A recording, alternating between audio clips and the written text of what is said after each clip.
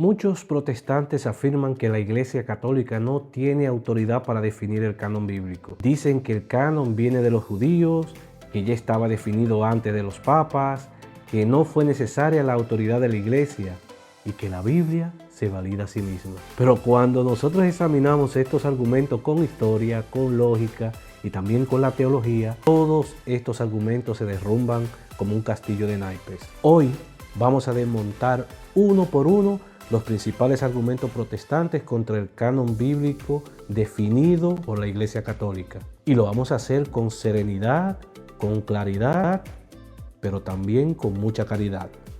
Porque si el canon católico es falso, entonces nadie puede saber con certeza qué es realmente la Biblia.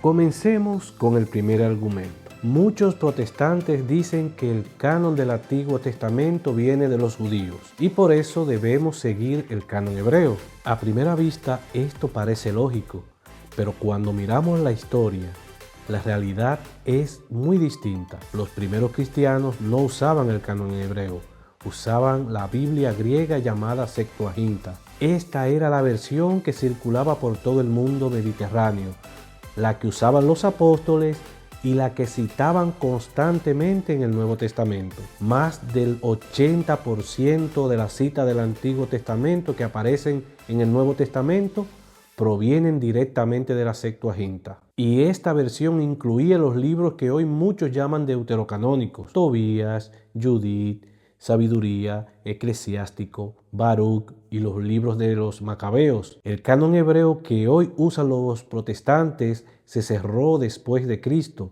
cuando los judíos ya habían rechazado a Jesús como Mesías. Y de hecho, ese proceso tuvo como finalidad diferenciarse del cristianismo, ya que muchos de estos libros eran usados por los cristianos para demostrar que Jesús cumplía todas las profecías del Antiguo Testamento. Por eso surge una pregunta inevitable aquí ante este argumento: ¿por qué un cristiano debería seguir el canon definido por quienes rechazaron a Jesús como Mesías y no el canon usado por la Iglesia Apostólica fundada por Cristo? Y esto nos conduce naturalmente al segundo argumento protestante. Muchos dicen que ya existía un canon claro antes de los papas y que San Atanasio lo había definido de manera independiente, pero esta afirmación tampoco resiste el análisis histórico, porque se les olvida que San Atanasio no era un reformador independiente, era un obispo católico en plena comunión con Roma. Cuando fue injustamente desterrado 5 veces, apeló directamente al Papa Julio I, reconociendo su autoridad. Además, la lista de libros que presenta en su famosa Carta Festal 39 no coincide con la Biblia protestante moderna. Atanasio excluye el libro de Esther y considera otros textos como útiles para la catequesis, pero no propiamente canónicos. Por tanto, su testimonio no demuestra independencia doctrinal, sino el proceso gradual de discernimiento que ya vivía la Iglesia. Y usar a Atanasio para negar la autoridad de la Iglesia es como usar una rama para negar al árbol. Otros protestantes objetan diciendo que existe un documento aún más antiguo que demostraría que ya había un canon sin la intervención de Roma. Y aquí entra el famoso fragmento muratoriano. El fragmento muratoriano del siglo II es uno de los testimonios más antiguos sobre el canon. Pero lo que muchos no mencionan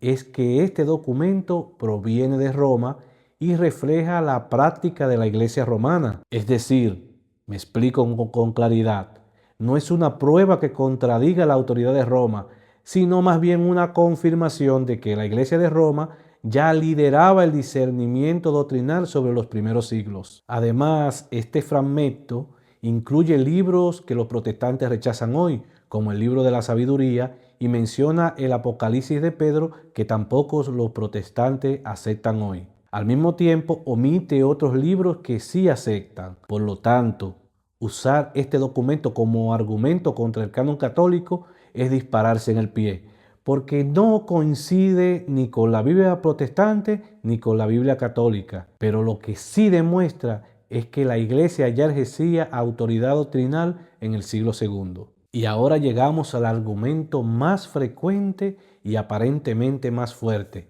la famosa sola escritura. La sola escritura afirma que la Biblia es la única autoridad infalible en materia de fe y moral. Pero esta doctrina contiene un problema lógico insalvable, porque para poder creer en la sola escritura, primero necesitas saber qué es escritura. Y para saber qué es escritura, necesitas un canon bíblico definido. Pero la Biblia no define su propio canon. Ningún libro inspirado de la Biblia enumera que otros libros son inspirados.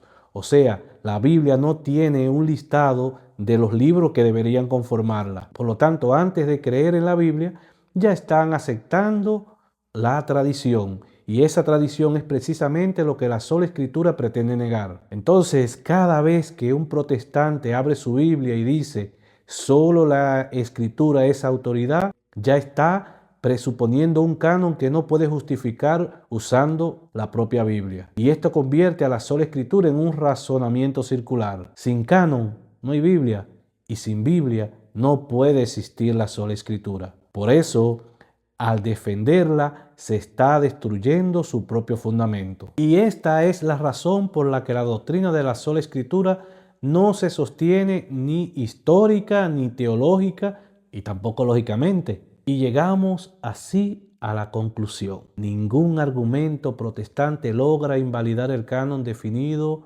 por la Iglesia Católica. Al contrario, la historia, la lógica y también la teología confirman que solo la Iglesia, guiada por el poder del Espíritu Santo, pudo discernir auténticamente qué libros son palabra de Dios. La Biblia no cayó del cielo, fue discernida, protegida y transmitida por la Iglesia. Sin la Iglesia no hay canon, y sin canon no hay Biblia. Así que si este contenido te ayuda a fortalecer tu fe, dale like, suscríbete a Centinela Católico y comparte.